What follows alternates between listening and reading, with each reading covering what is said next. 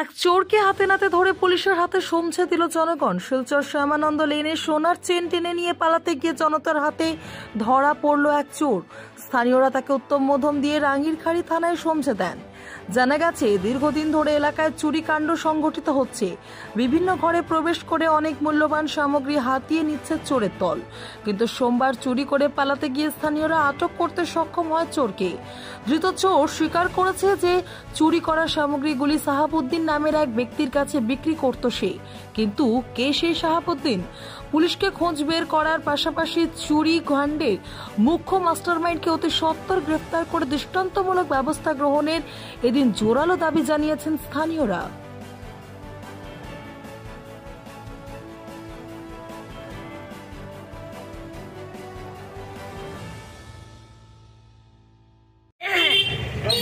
মুসলিমেরা বেছে নানি মুসলিমে ওখানে আপনারা আমি কই জানাশোনা আছে নেন, জানাশোনা থেকে তো মুসলমানে হিন্দু ছেলে করে নষ্ট করতেছে। আজকে আমার পয়সা আছে আমি কিনবো, চুরি করে খাইনি না দাঁড়ি করে খাইনি, এটা খুব লইতে পারতো না।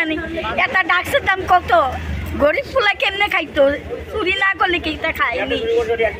হ্যাঁ, বালা বালা মানুষের ডাস খাইয়া বাইক বেচিলা, গাড়ি বেচিলা, বিল্ডিং দলিল নেগা কিতা